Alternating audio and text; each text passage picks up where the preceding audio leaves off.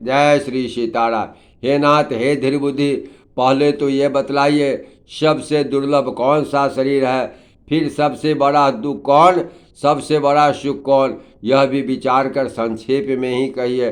संत और असंत का भेद आप जानते हैं, इसके सहज स्वभाव का वर्णन कीजिए। फिर कहिए कि श्रुतियों में प्रसिद्ध सबसे महान पुण्य कौन सा है और सबसे भयंकर पाप कौन है। फिर मानस रोगों को समझा कर कहिए। आप सर्वज्ञ हैं, मुझ पर आपकी कृपा भी बहुत है। काकभूषुंड जी ने कहा, हे तात, अत्यंत आदर और प्रेम के साथ सुनिए। मैं यह नीति संक्षिप्त में कहता हूँ। मनुष्य शरीर के समान कोई शरीर नहीं, चर अचर सभी जीव इसकी याचना करते हैं। यह मनुष्य शरीर नरक, स्वर्ग और मोक्ष की सीढ़ी है तथा कल्याणकारी ज्ञान वैराग्य भक्ति को देने वाली है। ऐसे मनुष्य शरीर को धारण करके भी जो लोग भगवान श्री हरि का भजन नहीं करते और नीच से भी नीच विषयों में अनुरक्त रहते हैं, वे पारसमणि को हाथ से फेंक देते हैं और बदले में कांच के टुकड़े ले लेते हैं। जगत में दरिद्रता के समान दुख नहीं और संतों के मिलन के समान जगत में सुख नहीं। और हे पक्षीराज, मन वचन और शरीर से परोपकार करना यह संतों का सहज स्वभाव है। संत दूसरों की भलाई के लिए दुख सहते हैं और अभागे असंत दूसरों को दुख पहुंचाने के लिए कृपालु संत भोज के वृक्ष के समान दूसरों के हित के लिए भारी विपत्ति सहते हैं, अर्थात अपनी खाल तक को रलवा लेते हैं।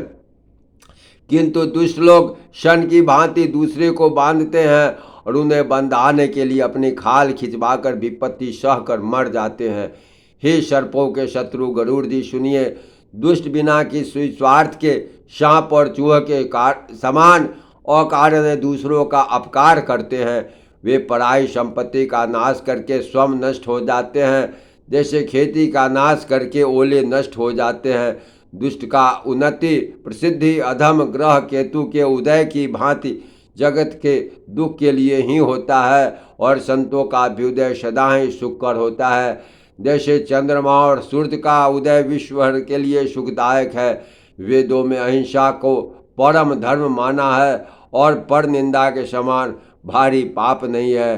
शंकर जी और गुरु की निंदा करने वाला मनुष्य अगले जन्म में बेढक होता है और वह 1000 जन्म तक वही मेढक का शरीर पाता है। ब्राह्मणों की निंदा करने वाला व्यक्ति बहुत से नरक भोगकर फिर जगत में कौवे का शरीर धारण करके जन्म लेता है। जो अभिमानी जीव देवताओं और वेदों की निंदा करते हैं वह रौरव नरक में पड़ते हैं। संतों की निंदा में लगे हुए लोग उल्लू होते हैं, जिन्हें मोह रूपी रात्रि प्रिय होती है। ज्ञान रूपी सूर्य जिनके लिए अस्त हो गया रहता है। जय श्री